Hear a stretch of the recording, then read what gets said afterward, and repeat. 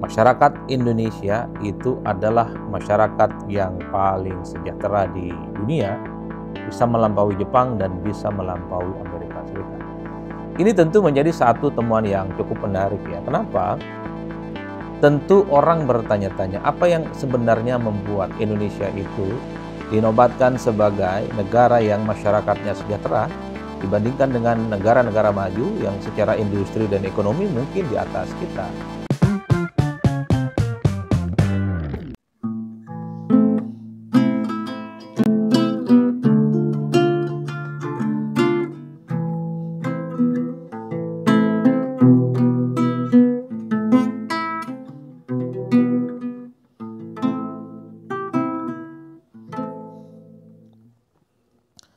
Bismillahirrahmanirrahim. Assalamualaikum warahmatullahi wabarakatuh. Kali ini saya mau bicara tentang satu studi yang dilakukan oleh Harvard University. Ini adalah salah satu kampus yang top di dunia. Dan kemudian Baylor University dan lembaga survei internasional Gallup.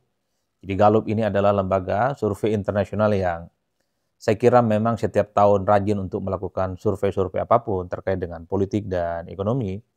Ketiga lembaga ini, Harvard University, Baylor University, dan Gallup, itu melakukan studi, ya sebut saja survei, di mana survei ini dilakukan di kurang lebih sekitar 22 negara di seluruh dunia, yang cukup luar biasa temuannya, di mana salah satu temuannya itu menyebutkan bahwa masyarakat Indonesia itu adalah masyarakat yang paling sejahtera di dunia, bisa melampaui Jepang dan bisa melampaui Amerika Serikat. Ini tentu menjadi satu temuan yang cukup menarik ya. Kenapa? Tentu orang bertanya-tanya apa yang sebenarnya membuat Indonesia itu dinobatkan sebagai negara yang masyarakatnya sejahtera dibandingkan dengan negara-negara maju yang secara industri dan ekonomi mungkin di atas kita. Khususnya Jepang, ya termasuk juga Amerika dan seterusnya. Nah kalau saya membaca ya beberapa temuan studi yang dilakukan oleh Harvard ini, kemudian Gallup dan yang dilakukan oleh Baylor University ini, saya kira ada beberapa hal. Pertama, ternyata definisi kesejahteraan dan kebahagiaan itu sangat luas. Bahwa kebahagiaan dan kesejahteraan itu tidak melulu harus diukur dengan materi, tidak melulu bisa diukur soal dari pendapatan yang dimiliki oleh setiap individu di sebuah negara, dan tidak bisa juga diukur oleh seberapa banyak dia punya uang. Tapi yang disebut dengan kesejahteraan, yang disebut juga dengan kebahagiaan itu sangat kompleks. Menyangkut soal karakteristik hidup, soal orientasi hidup, soal bagaimana memandang kehidupan dengan yang lain, dan seterusnya, dan seterusnya. Dalam konteks inilah kemudian wajar kalau kemudian definisi kesejahteraan itu tentu dalam konteks ini ya direvisi, karena selama ini kita memahami yang disebut dengan kesejahteraan, yang disebut dengan kebahagiaan, itu pasti adalah hal-hal yang sifatnya material, sifatnya soal pendapatan yang dimiliki oleh setiap orang. Dalam konteks inilah, maka saya kira yang disebut dengan kesejahteraan itu adalah definisi-definisi yang cukup kompleks, menyangkut soal sehat jasmani, soal sehat rohani, termasuk juga sehat secara sosial, memiliki interaksi dan hubungan politik yang cukup baik dengan pihak yang lainnya. Itu menurut saya adalah satu temuan dan studi yang cukup menarik. Mungkin kita itu dulu agak dibully kalau mengatakan jangan pernah ukur kesejahteraan dan kebahagiaan itu dengan uang.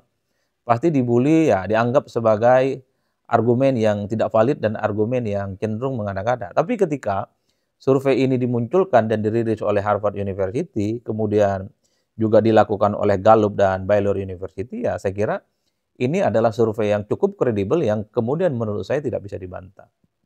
Menarik. Nah, yang kedua, lalu apa sebenarnya argumen yang bisa dipakai? Kenapa Indonesia itu disebut sebagai masyarakat ataupun negara yang memiliki kesejahteraan paling tinggi dibandingkan dengan yang lain, khususnya Amerika dan Jepang ya. Ya pertama karena memang Indonesia itu dianggap memiliki support ataupun orientasi kehidupan sosial yang jauh lebih kuat dibandingkan dengan negara-negara maju. Mungkin secara per kapita pendapatannya, mungkin secara ekonomi Indonesia memang kalah jauh ya. Pertumbuhan ekonominya dibandingkan negara-negara industri lain, tentu Indonesia tidak terlampau kompatibel. Tapi di luar itu yang dilihat oleh Gallup, oleh Baylor University dan Harvard University adalah soal orientasi kehidupan sosial yang dimiliki oleh masyarakat di Indonesia. Masyarakat Indonesia itu dianggap pro dan mensupport bagaimana kehidupan sosial, mencari teman dekat seperti gotong royong, seperti kerjasama dengan orang lain itu di atas segala-galanya. Makanya dulu mungkin kita sering mendengar istilah mangan orak mangan ngumpul. Itulah yang kemudian sepertinya dijadikan sebagai ukuran oleh Gallup, Baylor, dan Harvard University untuk melihat bahwa mungkin orang itu boleh dia tidak punya uang cukup banyak, boleh dia misalnya pendapatan per kapitanya tidak besar, kira-kira begitu. Tapi ketika bicara tentang orientasi sosial, bicara tentang kohesivitas sosial, dia itu cukup luar biasa. Dan itu terjadi di Indonesia. Inilah yang saya sebutkan menarik. Artinya apa? Kalau bicara tentang kesejahteraan, ya tentu tidak bisa diukur hanya sebatas materi. Kalau bicara tentang Indonesia itu memiliki kawan dekat, sahabat dekat, suka bergotong royong, suka bekerja sama dengan orang lain, suka membantu orang lain. Itulah Indonesia. Makanya begitu banyak orang yang sebenarnya agak terheran-heran melihat bagaimana tingkah dan perilaku orang Indonesia ya. Karena persahabatan, perkawanan itu memang di atas segala-galanya. Itulah yang menurut saya apa yang kita diskusikan, apa yang kita rasakan selama ini sebagai orang Indonesia itu terkonfirmasi. Apa itu? Ya kesejahteraan, kebahagiaan itu tidak melulu hanya soal uang. Kesejahteraan, kebahagiaan itu adalah soal bagaimana kita membangun hubungan sosial yang cukup baik dengan orang lain. Di Indonesia, kalau mau jujur ya, mungkin agak sedikit berubah kehidupannya. Bahkan sampai hari ini masih banyak masyarakat dan kelompok-kelompok tertentu yang menganggap kalau mengukur kesejahteraan ya uang. Kalau mengukur kemakmuran ya fulus. Kalau mengukur kebahagiaan orang ya adalah soal apakah dia kaya atau apakah dia miskin. Nah, ketika survei ini dimunculkan oleh lembaga-lembaga yang cukup kredibel, bagi saya ada semacam perubahan paradigma, paradigm shift, atau paradigma yang direvisi. Apa paradigma yang kemudian direvisi dan berubah itu? Adalah jangan pernah mengukur kebahagiaan dan kesejahteraan itu dengan uang. Itu saja. Ini adalah hal-hal yang menurut saya memang selama ini kita yakini. Oleh karena itu tidak mengherankan. Dulu kita sering mendengarkan bahwa jangan pernah kita menganggap kebahagiaan dan kesejahteraan itu hanyalah persoalan materi. Dan bahkan ada satu statement yang menurut saya cukup ekstrim. Uang itu tidak pernah bisa membeli kebahagiaan. Uang dan materi itu tidak bisa membeli kesejahteraan kehidupan seseorang dan seterusnya dan seterusnya. Oleh karena itu, kenapa misalnya Jepang ataupun Amerika itu masih di bawah Indonesia dalam konteks kesejahteraan dalam definisi yang disampaikan oleh Harvard, Baylor, dan Gallup? Ya karena memang negara-negara di Jepang misalnya secara ekonomi, mereka juga memiliki umur yang jauh lebih panjang hidupnya dibandingkan Indonesia misalnya. Tapi mereka itu tidak pernah menjawab apakah mereka punya sahabat dekat, punya teman dekat, dan memiliki hubungan sosial yang cukup baik dengan orang lain. Mereka tidak menjawab.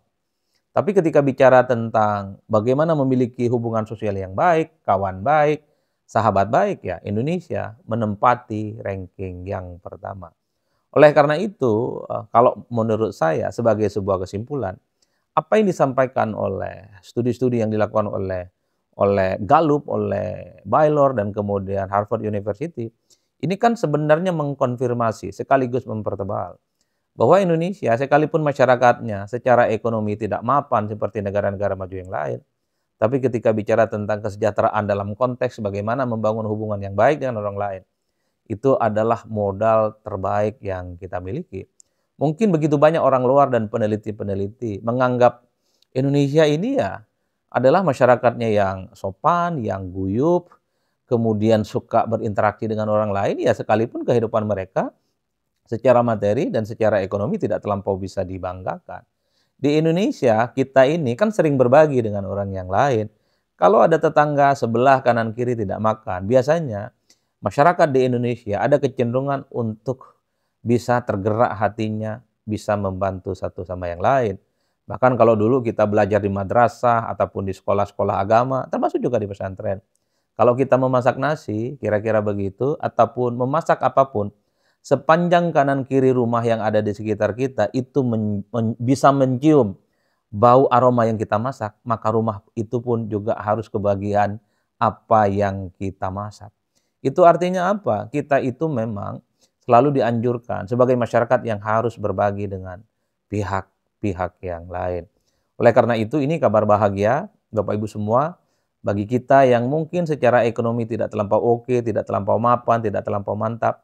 Jangan pernah berkecil hati. Yang penting kita itu memiliki hubungan sosial yang baik dengan orang lain, suka senyum, suka bersahabat, dan menganggap orang lain itu bukan karena dia punya uang atau karena dia orang miskin.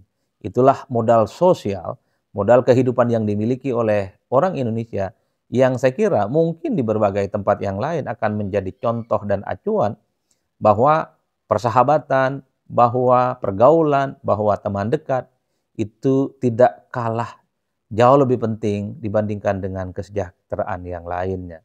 Percuma kita punya uang, percuma kita punya nukut, fulus, dan money, kalau kita tidak punya teman dan tidak punya sahabat. Percuma kita kaya, kata beberapa kaum sufi, kalau kemudian kita tidak pernah hangat dan tidak pernah menganggap orang lain itu penting dalam kehidupan kita. Karena secara prinsip manusia itu memang hidup secara sosial.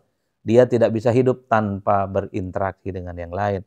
Persahabatan, pertemanan, perkawanan adalah kunci bahwa manusia itu secara hakikat, secara prinsip melampaui batas-batas apa yang disebut dengan ekonomi dan materi.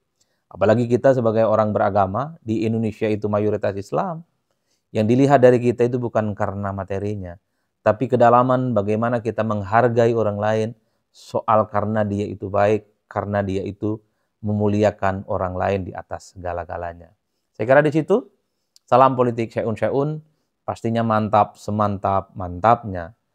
Akhirul kalam yang ingin saya katakan adalah uang, materi, ternyata itu tidak bisa membeli kebahagiaan dan tidak bisa dijadikan sebagai ukuran untuk melihat apakah sebuah negara dan sebuah masyarakat itu sejahtera ataupun tidak. Yang paling penting adalah kita baik, kita bersahabat dengan orang, sekalipun ekonomi kita tidak terlampau makan, sekalipun ekonomi kita tidak terlampau mapan, maka kita termasuk dalam golongan orang-orang yang sejahtera. Meski di seberang yang lain ada yang mengatakan bahwa itu hanya untuk menghibur diri. Ya kalau nggak punya duit ya nggak punya duit saja. Kalau nggak punya duit ya jangan ngaku-ngaku sejahtera ataupun ngaku-ngaku bahagia. It's okay, nggak persoalan.